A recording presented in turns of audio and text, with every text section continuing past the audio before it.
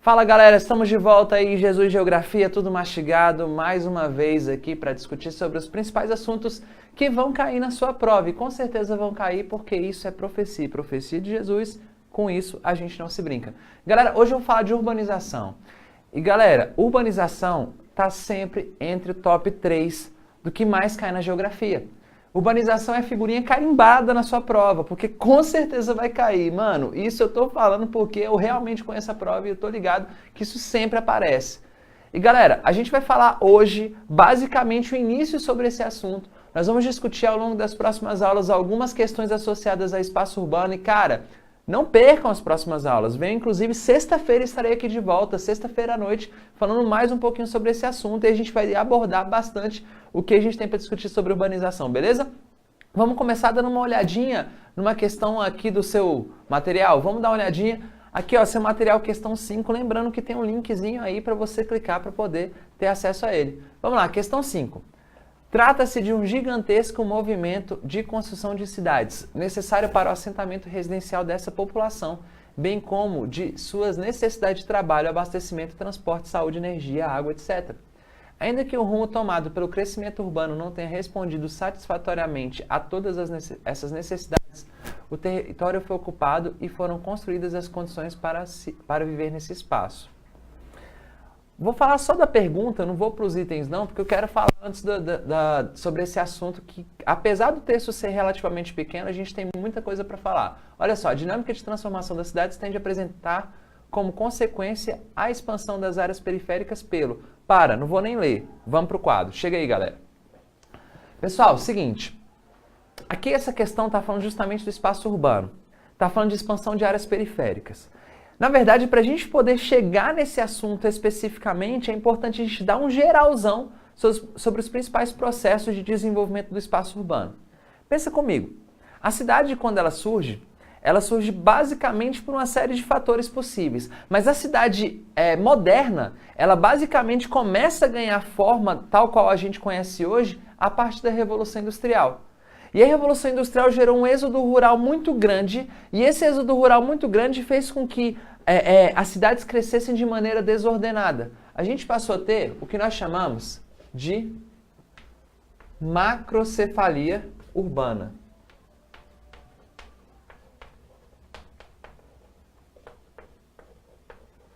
Esse conceito é extremamente importante, galera, porque a macrocefalia urbana está associada a um crescimento realmente muito acelerado da cidade.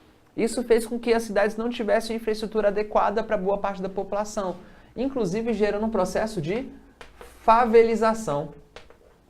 Isso quer dizer que nós temos surgimento de favelas. Exatamente. Galera, favela é justamente uma região sem grande infraestrutura que vai acabar ocupando normalmente população que não tem condições de viver em áreas onde essa infraestrutura existe. Cuidado, existe diferença entre favela e gueto. A favela ela cresceu de uma maneira espontânea, uma maneira desordenada. A galera chegou e ocupou o espaço. Quando a gente fala de gueto, a gente já fala de um processo que o Estado criou um espaço para jogar a população de baixa renda e depois o Estado, de certa forma, não contribuiu para que esse espaço de fato se desenvolvesse de maneira adequada. Às vezes, inclusive, nos guetos, mesmo sendo áreas de planejamento urbano ou planejamento entre aspas, a gente percebe falta de estrutura. Em várias cidades a gente talvez encontre isso. Só que aí é importante destacar que quando as cidades começam a se desenvolver por conta da indústria, a gente vai ter basicamente o centro da cidade. Esse centro da cidade, ele começa a crescer, a ter muitas atividades industriais, e as atividades industriais normalmente não tornam esse espaço central um espaço muito adequado, muito agradável. Muita poluição, muita sujeira, problemas ambientais, problemas de doença, proliferações de doenças, né? Então, numa cidade industrial tradicional, e quando eu falo nisso, eu falo uma cidade do século XVIII na Inglaterra, XIX em outros espaços, ou talvez até início do século XX no Brasil, a gente vai perceber uma proporção muito grande de população de baixa renda. Aqui, vou colocar como pobre, tá? Você não vai colocar pobre na sua prova, viu, gente? Por favor. Tá? Você escreve baixa renda, muito melhor, tá? É muito mais elegante, beleza? Agora, em volta da cidade, a gente vai ter uma tendência dos ricos.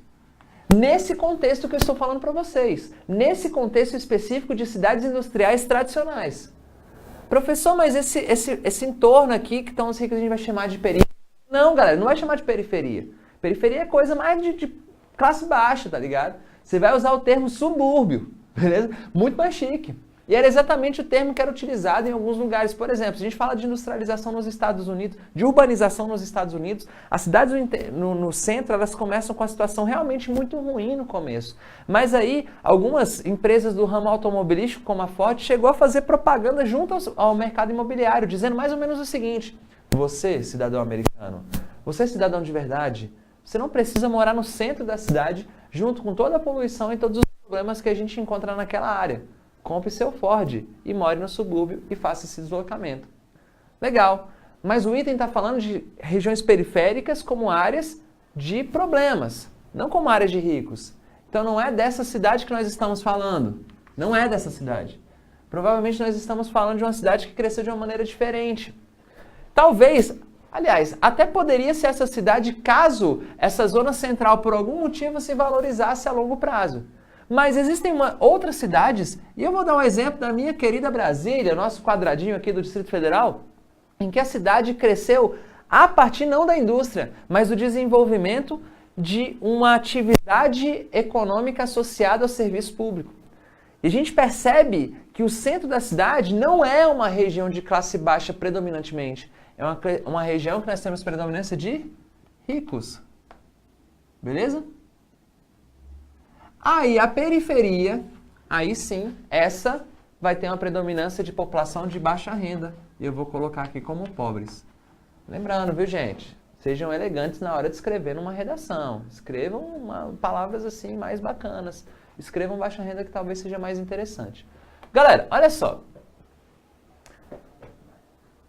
No caso específico de Brasília e de algumas outras cidades que cresceram a partir de atividades que não trouxessem tantos problemas para as zonas centrais e que fossem valorizadas nas zonas centrais, e quando eu falo em valorização, eu falo em amenidades de diversas formas. Por exemplo, eu falo em infraestrutura de transporte, eu falo em hospitais, eu falo em escolas, os serviços concentrados no centro, lugares que têm mais características, mais amenidades naturais, mais amenidades construídas, mais características relacionadas a infraestruturas de qualidade, a gente vai ter uma tendência a ter população de baixa renda, de alta renda, concentrada nesse espaço. Agora, nesse contexto, a gente vai perceber que as áreas periféricas são justamente os espaços para onde a classe baixa foi jogada. Galera, tem uma história muito interessante aqui relacionado a Brasília, tá? Para quem não é de Brasília, eu vou contar para vocês entenderem mais ou menos. Tem uma região periférica aqui que foi criada a partir de uma política pública na década de 70 que tinha como objetivo retirar algumas invasões do centro da cidade. Essa política pública criou a Campanha de Erradicação das Invasões, a CEI, que criou o Centro de Erradicação das Invasões.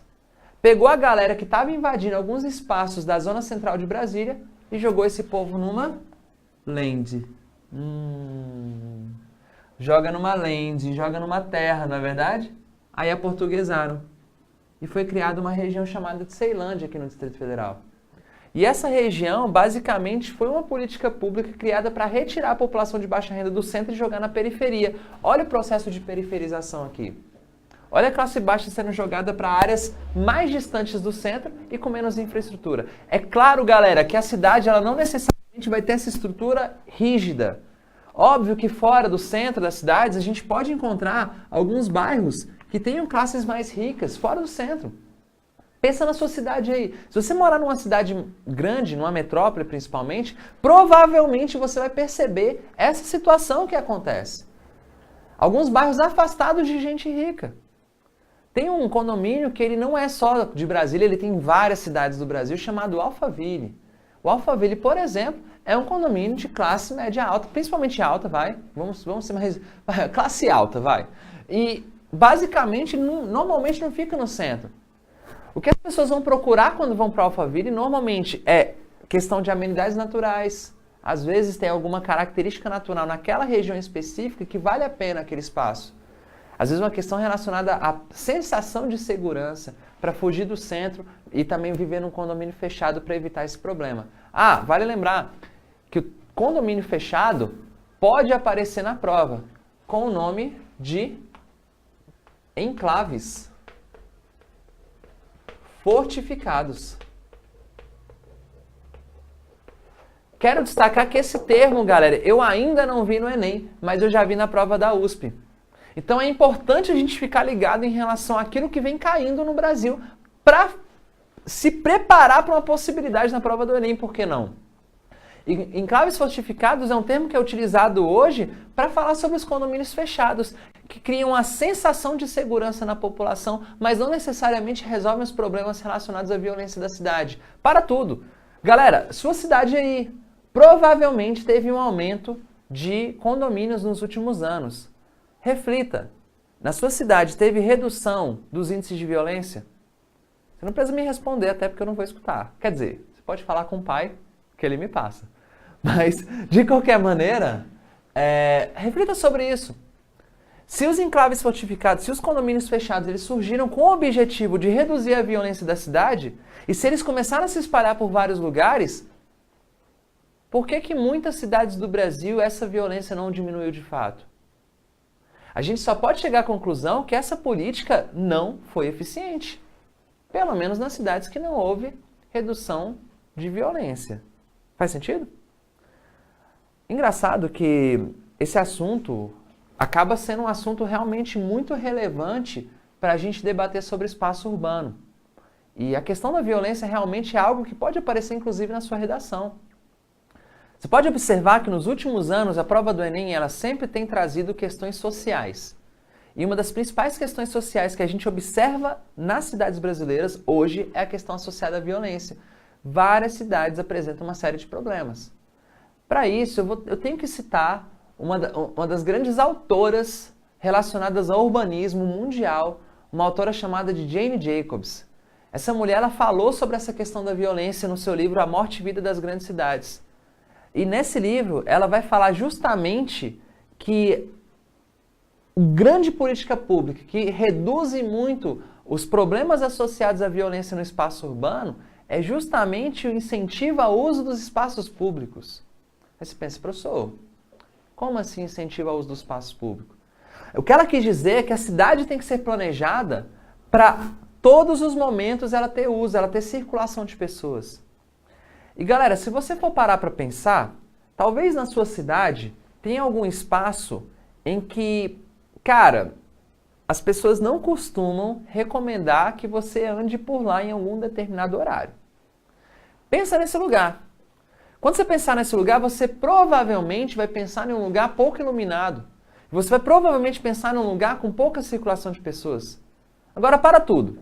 Pensa agora em outro lugar. Pensa num lugar que é uma cidade turística que de madrugada, mesmo de madrugada, tem grande circulação de pessoas. Sei lá, Porto Seguro. Sei lá, Pirinópolis. Enfim, pense numa cidade turística que tem muita circulação de pessoas à noite. Agora pense em qual das duas situações que eu acabei de falar você tem mais medo de andar só. Num lugar muito movimentado com pessoas, com turistas, ou num lugar sombrio, sem iluminação, sem ninguém passando? Provavelmente você vai falar que o lugar mais perigoso é esse espaço onde ninguém circula. E sim, é o lugar mais perigoso, óbvio, porque se for ter algum tipo de problema num espaço com muita gente, tem muita gente para ser testemunha, tem muita gente para ajudar. No espaço escuro, não. Então o que a Jane Jacobs vai defender é justamente que a cidade tem que ser usada. Quanto mais circulação da população, mais o uso da cidade e menor índice de violência. Isso já foi provado em estudos baseados em comparações de diferentes cidades. Agora pensa no enclave fortificado. Condomínio fechado, o camarada se escondeu atrás das muralhas do seu condomínio. Do fundo do coração de vocês, pensa comigo.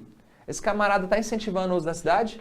Ai, professor, mas dentro da minha fortaleza eu tô mais seguro. Beleza, mas uma hora tu vai ter que sair para comprar pão, tá ligado? Uma hora você vai ter que ir, sei lá, na farmácia, você vai ter que, velho, em algum lugar você vai ter que sair de casa. Você vai ter que usar um espaço público. E se ele é usado junto com outras pessoas, provavelmente a chance de ter algum problema é muito menor. Deu para entender a ideia? Cara, esse livro é genial. Se algum de vocês que está assistindo esse vídeo agora tiver o interesse de fazer arquitetura e urbanismo, Cara, leitura obrigatória. A Morte e Vida das Grandes Cidades de Jane Jacobs. Esse livro é sensacional. Sensacional. Cara, normalmente quando eu falo sobre ele eu dou até uma arrepiada, confesso. Beleza?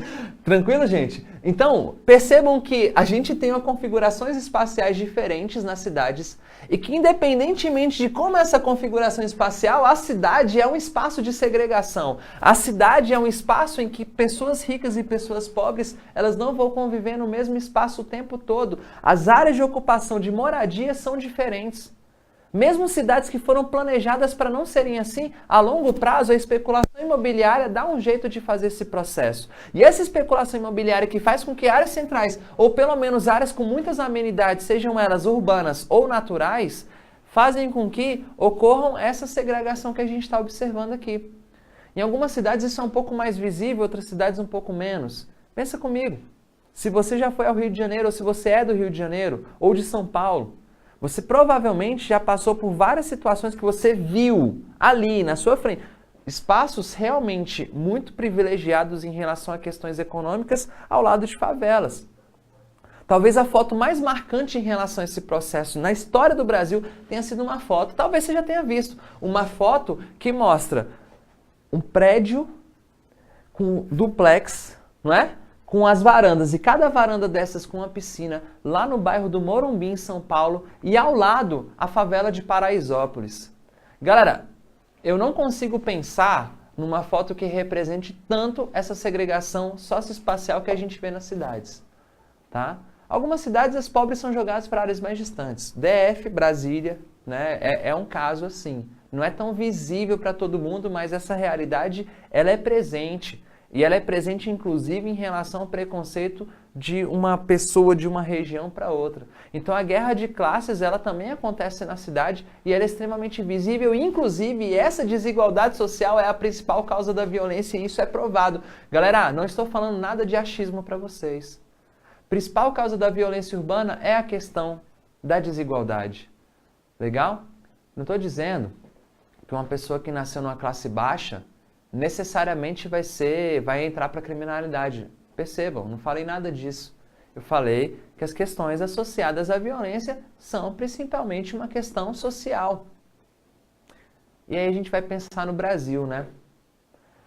Toda essa questão de cidade que a gente tem falado aqui, dessa periferização, enfim, de todo esse processo que a gente está discutindo, acaba que a gente observa o nosso país e fala, pô, mas o nosso país é muito violento. Como é que eu vou resolver isso daí? A gente pode pensar em um monte de coisa, inclusive eu nem quero entrar na questão das polêmicas associadas a esse assunto, porque esse assunto, cara, ele é extremamente polêmico. Só tenho um conselho para vocês, caso seja um tema de redação. Evitem discursos políticos. Evitem, galera. Esses discursos políticos podem atrapalhar o seu rendimento na sua prova, beleza? Pense em questões não de achismos, mas coisas que de fato acontecem.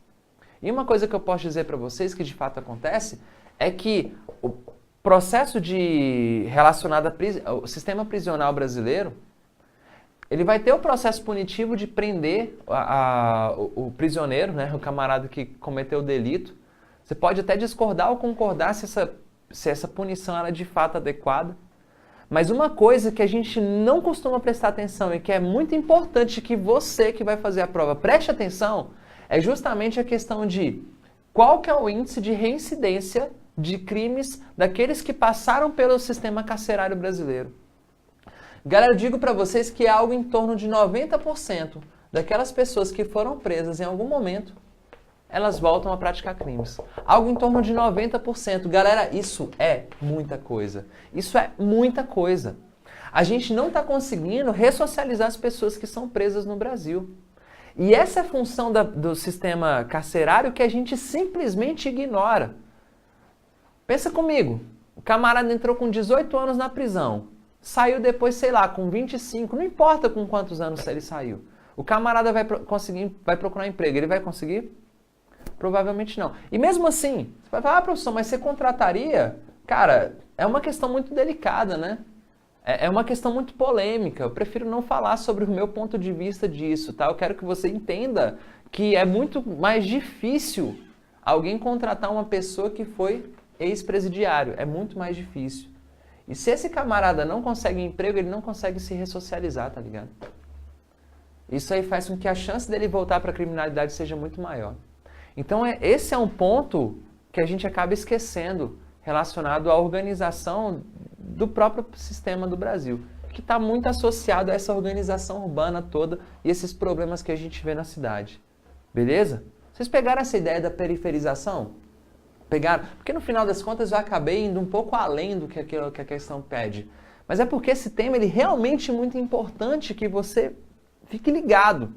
Beleza? Porque é um tema que realmente tem grande chance de cair na sua prova. Mas agora a gente vai voltar um pouquinho para a questão. Vamos aqui, gente. Chega aqui para o slide. Vamos voltar aqui para a questão, porque a gente vai falar um pouquinho dessa questão da periferização agora. Olha só. Questão 5. Trata-se de um gigantesco movimento de construção de cidades necessário para o assentamento residencial dessa população, bem como de suas necessidades de trabalho, abastecimento, transportes, saúde, energia, água, etc. Ainda que o rumo tomado pelo crescimento urbano não tenha respondido satisfatoriamente a todas essas necessidades, o território foi ocupado e foram construídas as condições para viver nesse espaço. Questão. A dinâmica de transformação das cidades tende a apresentar como consequência a expansão das áreas periféricas pelo ou pela. Letra A. Crescimento da população urbana e aumento da especulação imobiliária. Talvez, né, gente? Segura a A de amor aí. A de abençoado, né? Vamos lá, B. Direcionamento maior do fluxo de pessoas devido à existência de um grande número de serviços. Para. Galera, as pessoas migram para a periferia, vão morar na periferia porque tem muito serviço na periferia. Pensa bem, é na periferia que tem os melhores hospitais? É na periferia que tem as melhores escolas? É na periferia que vai ter a maior parte dos empregos? Se a resposta foi não para todas essas alternativas, você não vai marcar a letra B, beleza? Então B não. C. Delimitação de áreas para uma ocupação organizada do espaço físico, melhorando a qualidade de vida. Galera, até isso pode acontecer esporadicamente. É o que eu falei para vocês das áreas fora do centro que tem qualidade de vida melhor. Mas quando a gente fala do que o texto está dizendo, não é isso que é a resposta. Até porque a gente está falando de uma periferia no sentido de fora do centro de áreas de fato com desenvolvimento. Então, não pode ser a letra C. Letra D. Implantação de políticas públicas que promovem a moradia e o direito à cidade aos seus moradores. Galera, não necessariamente a periferia é ocupada por questões de políticas públicas de moradia. O processo de favelização que a gente discutiu bem no comecinho da nossa explicação, ele prova isso. A favelização não tem absolutamente nada com política pública que incentiva a moradia. Você pode até discutir na questão do gueto, mas mesmo assim a gente vai ver um erro falando de direito à cidade. Pô, que direito à cidade a galera tá tendo se não tem lazer, não tem cultura, não tem esporte, não tem escola, não tem nada. Não tem equipamentos urbanos em alguns espaços. Então não pode ceder. Olha, reurbanização de moradias nas áreas centrais, mantendo o trabalhador próximo ao seu emprego, diminuindo os deslocamentos para a periferia. Ué, mas a questão não está falando de expansão da periferia? Você tá percebendo que a letra E está meio bêbada, assim, ela está meio fora de contexto, ela está viajando. Galera, só pode ser a letra A nesse aspecto. Olha de novo, crescimento da população urbana. Aumenta a mancha urbana com o crescimento? Aumenta a área da cidade? Sim ou com certeza? Legal? Especulação imobiliária. Quando eu falo em especulação imobiliária, eu falo em valorização de imóveis. Os imóveis no centro da cidade, quando eles ficam muito caros, isso obriga a população de baixa renda a ir para a periferia, porque é onde dá para morar, onde dá para pagar o aluguel, onde dá para ocupar de maneira talvez nem tão regular assim. Beleza, galera? Letra A com certeza. Chega aqui para o quadro. Pessoal, essa questão, ela inclusive gera um outro processo. Ela gera um processo que às vezes, olha só, se eu pegar uma cidade aqui, uma cidade grande, uma metrópole, às vezes a gente percebe que as pessoas são expulsas até mesmo para fora dessa metrópole, nas cidades do entorno. Justamente pegando aqui a região metropolitana. Novamente, se você mora numa metrópole ou numa região metropolitana, você sabe do que eu estou falando. Das cidades fora do centro crescendo num ritmo acelerado. Então a gente percebe que na atual fase da urbanização brasileira e do desenvolvimento do capitalismo, as pessoas são expulsas não só para a periferia da cidade, mas também para fora do município. A gente já falou sobre isso algumas aulas atrás, quando a gente discutiu sobre migrações. Mas eu vou relembrar. A gente acaba incentivando aqui, ó, processo de migração pendular. Legal? As pessoas vindo todos os dias para trabalhar na área central. Senhoras e senhores, justamente agora, depois de ter discutido sobre todas essas questões relacionadas sobre a estrutura da urbanização, eu vou dar uma pausa. Vamos ficar por aqui. Na sexta-feira eu volto e vou falar sobre mais coisas. Acreditem, esse assunto tem muita coisa para ser dita. A gente ainda vai falar de revitalização de áreas urbanas. A gente ainda vai falar de urbanização falando como um todo em relação a vários espaços mundiais. E ainda vamos falar especificamente da urbanização brasileira, destacando as diferenças regionais que nós temos. Ou seja, é coisa pra caramba. Beleza? Bom, mas por hoje eu fico por aqui. Um grande beijo para vocês. Fiquem com o Pai e até sexta-feira. Um abraço.